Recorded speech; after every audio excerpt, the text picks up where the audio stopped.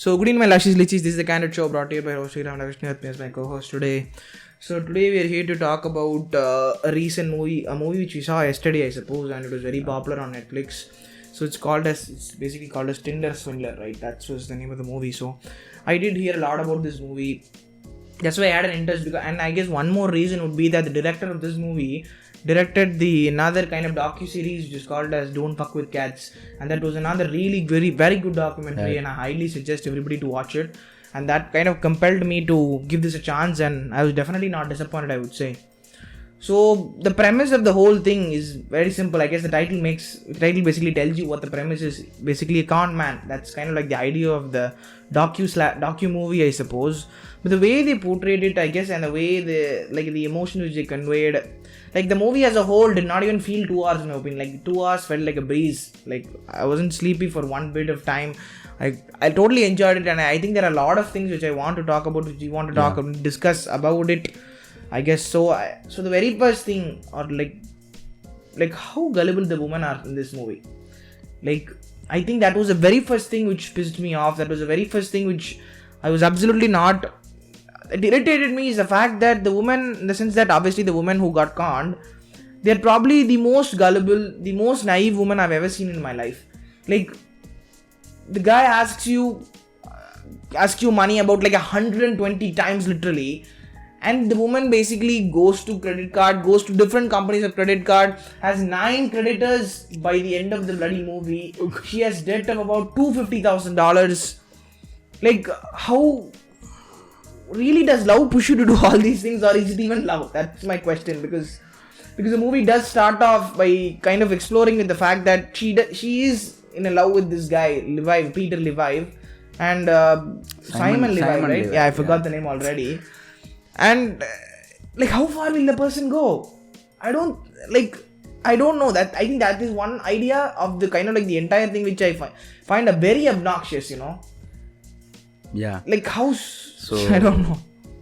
The one thing running in my mind right now is about how in the world can someone be this much, open, or this much, caring over some random stranger, this much dumb.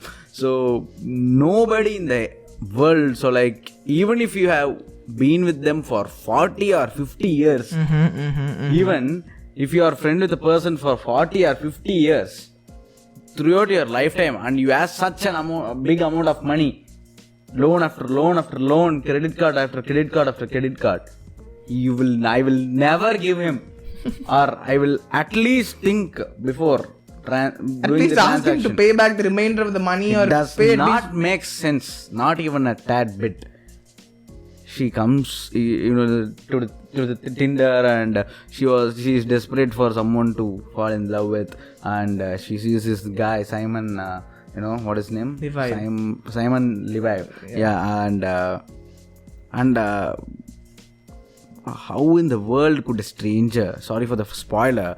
I recommend each and everyone to watch it and come watch the movie and then see our episode. So, how in the world can someone blindly, do everything a stranger tells you to do, even if it is love? Or I think the main reason is because the urge for you to sleep with that person. But she did actually sleep with him. Yeah. I feel like even that is not a problem. Like because obviously if you say a statement like that, people would kind of like call you or start shaming a person, right? You cannot make a statement like that. All the bloody internet will be on top of you.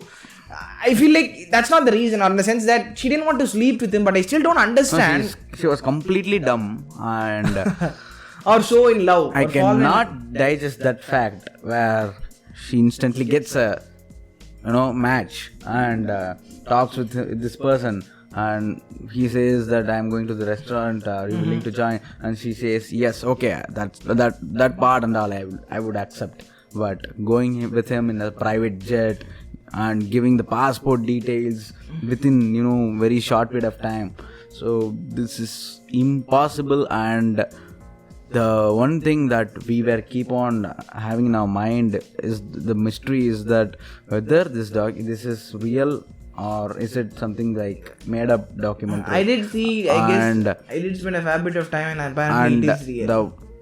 The fact that this is all real makes this so weird about how open or how caring could a person be to a complete stranger.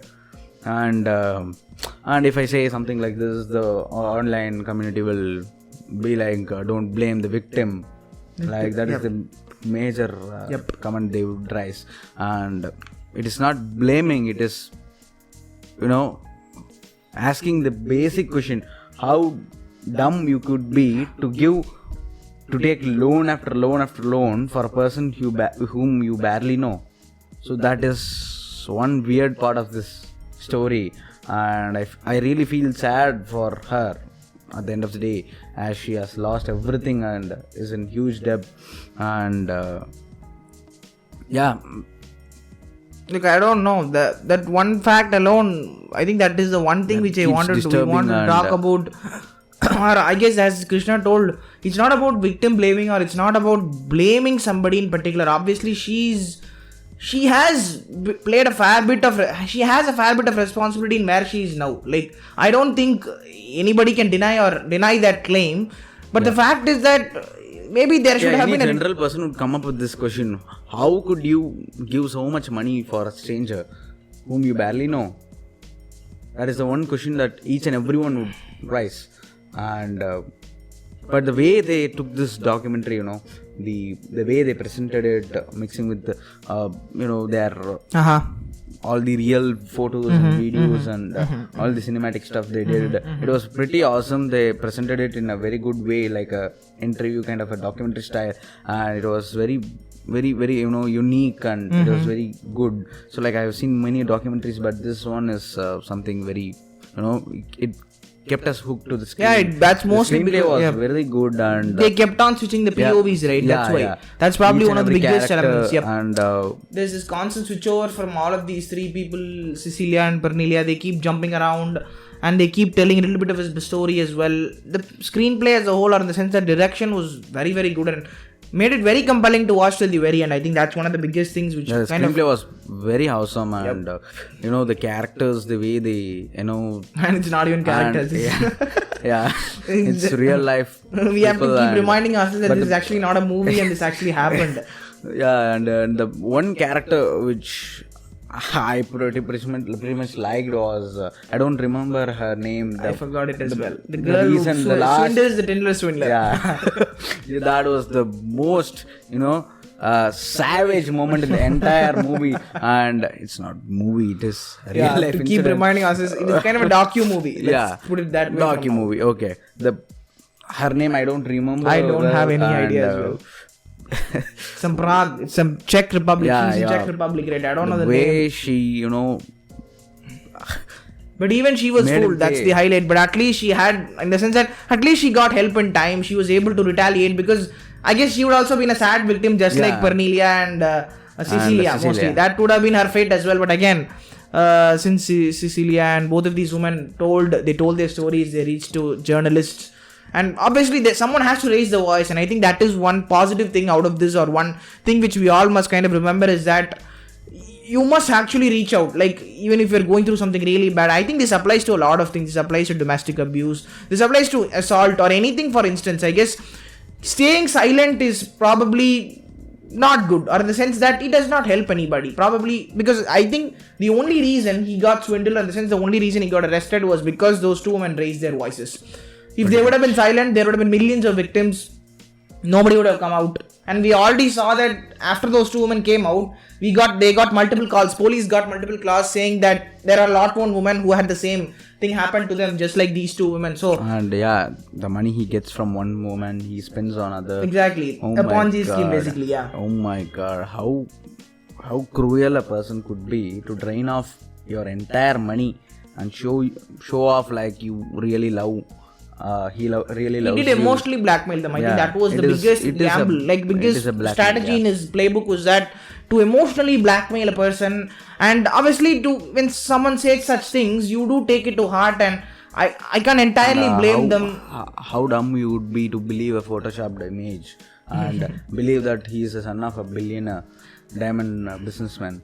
So that these these factors, there are a lot of loopholes, a lot of questions, but we have to digest this fact that this is real. Exactly. I keep thinking it is sort of a movie, and I kind of want to see loopholes. I want to find out faults, but sadly it did happen in real life. So I think that is pretty much sad. Yeah, that is it is indeed. And the major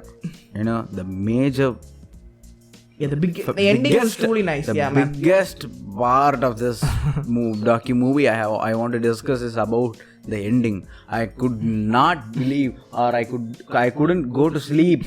I was constantly googling, how the hell is it possible? Is justice dead? This was the only question in my entire mind.